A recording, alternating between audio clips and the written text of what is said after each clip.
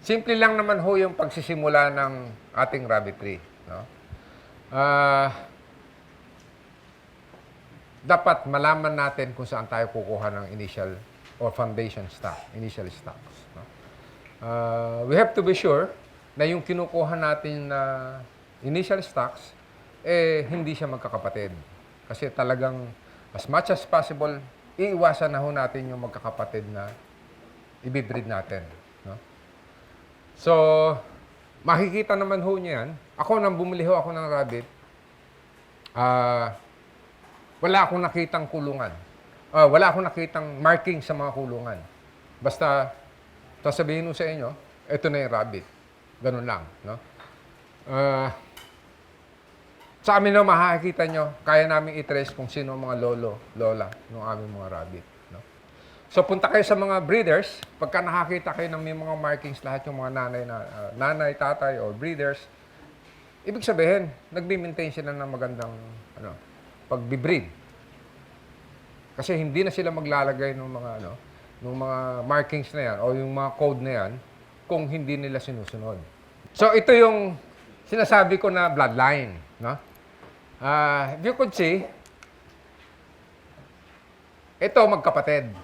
The same, parehong number 1. Ito, binread natin siya. Ito yung female, ito yung male. Binread natin siya with letter A. Ang ginagamit namin ditong code, lahat ng aming male is alphabetical. Ang aming code.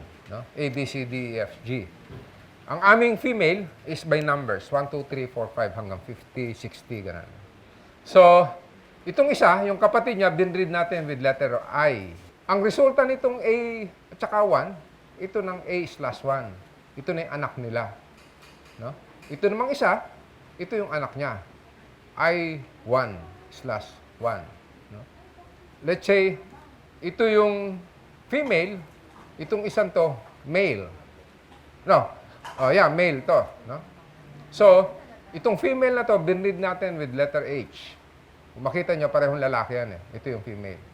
Letter H. So, ang resulta nila, nung anak nila, is H/A1. Ito, magpinsang buo ito. First cousin. Kasi nga, iisa yung kanilang nanay. Magkapatid yung kanilang nanay. No? So, ito naman, binread natin with number 2. So, ito yung male, ito yung female. Ang resulta niya is I1/2. So, itong dalawang to, magpinsang makalawa. Second cousin. So, ito, inaalaw namin to.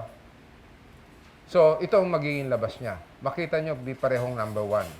Pero three letter and numerical. 3 na yan. So, ito, inaalaw namin to. Nagbibigay kami ng ganito. But never dito sa lugar na yan. Kasi ito, magpinsang buo. Hindi natin pwedeng i-breed itong I/1 na lalaki, no? I-breed mo rito sa A1 na babae. Kasi magpinsang buo siya. Ganun lang kasimple yun. No? The rest, kung wala naman talagang the same number, the same letters, okay lang, i-breed nyo siya. So, ito ho yung different breeds na pwede nating alagaan for the meat production. No? Ito yung New Zealand White. No? Ito lang yung, ang alam ko, ito lang yung New Zealand White. Wala nang iba. Puti na pula ang mata. Pink, ang tawag nila rito, dark pink. Yan na yun. Pure white siya. No? Ito yung California White. Makita nyo, itim yung nguso, itim yung tenga, itim yung mga paa. Yan yung California White. No? Itong next, ito yung cinnamon. Kita nyo, distinct pa rin yung kulay niya. Ito, dark brown to, na itim, itim pa rin yun. Ito yung cinnamon. No? Tapos ito, palomino, swan color, ang tawag namin dito, orange. Ang next natin, yung American Chinchilla. It's gray. Actually, ito may different colors yan. Gray, black, yung mga ganon. No? Kaya kung minsan, meron tayong mga rabbits na, ang tawag namin doon, panda. Kasi nga para siyang panda. Itim yung sa may mata. Parang panda talaga siya. Kasi nga, na-cross na yan different American Chinchilla, different colors, black and gray. No? New Zealand White. No? Ito yung sinasabi ko kanina na wala naman talagang breed na New Zealand White na talagang New Zealand White before. No? It was developed. Noong 1916, dinevelop yan nito ni W.S. Prisho as a source of meat. Kasi nga, rounded ang body niya, yung bone to meat ratio niya maganda, no? Kaya talagang ito is developed para sa purpose ng meat production, itong New Zealand White. No? Ito yung kinross niya from different breeds. Most probably, New Zealand, California from other breeds, no? Bago niya na-attain to. No? So, ito, nanganganak ng 8 to 12. Ito yung maganda sa kanya. Kaya nga sabi ko, kung meron tayong pure breed ng mga New Zealand White, baka kaya natin ibaba yung cost ng ating production. Kasi marami siyang maging anak at mabilis siyang lumaki. No? 2 to 3 months lang siya fryer na. Ibig sabihin, 2 to 3 months, nagtitimbang na siya ng mga 1.8 kilos live. Ito yung cages. No? Simple lang naman yung cage. Kanina, nakita nyo yung mga cages namin yan. Ito na yung base sa pag-aaral namin, base sa experience namin, ito na yung aming standard cages. Lahat ng cage namin ganito na. But when we started, meron pa kaming cage na mahahaba. Isang cage lang yan. Apat na ang laman. No? Ganon. No? But sabi namin, merong mga disadvantage. So, ginawa na namin ganito. Nung kuha na namin to, una pa nga yan, ang height niya is 18 inches. Ang height niya. Ngayon, ang height niyan is 16 inches na lang. Kasi napansin namin, hindi naman tumatayo yung rabbit na nauuntog siya ron sa Hindi naman na fully utilize yung height. So, we might as well bawasan mo yan.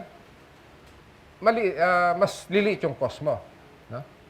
So, ang ginagamit namin dito, welded wire na 16 gauge. 16 gauge to. Huwag kayong gagamit ng mas maliit sa 16 gauge. Nababali yan. Ang siding namin, tsaka yung top, we're using 1x1, 16 gauge, no, welded wire. Ang flooring is 1/2 by 1/2, 16 gauge. Bakit binago pa natin yung flooring? Kasi nga, pagka ginamit natin yung 1x1 sa flooring, nagkakaroon ng ng sakit sa paa, namamaga yung paa. So, ito ho yung kulungan. No? Pansin niyo yan, wala itong frame. It's all welded wire. No? Itong lahat ng edge ho na yan, nadodoble yan. Kasi nga, kakatin nyo yung alambre, pag dudugtungin nyo siyang ganyan, ito yung corner, so dalawa na yung alambre niya. So, kaya matigas na yan to. Kahit na tumungtong ho kayo rito, hindi mababali yan. So, ang pinaka-frame niya, yung nadodobling alambre. All edge ho na yan, doble na alambre niyan. Pati yung mga pababa. Ayun, doble. Pati ito, doble na rin yan. Ito, yan. Bakit ho merong hukay na ganyan? Dito ho kami naglalagay ng damo. Diyan kami naglalagay ng pagkain na damo. So, yan, unti-unting kinukuha ng mga rabbit yan. Pagka kasi dito kayo sa loob naglagay ng damo, matataihan nila yan, maihian nila yan. So, magkakaroon pa ng bakterya. Pwedeng magkasakit yung rabbit natin. No?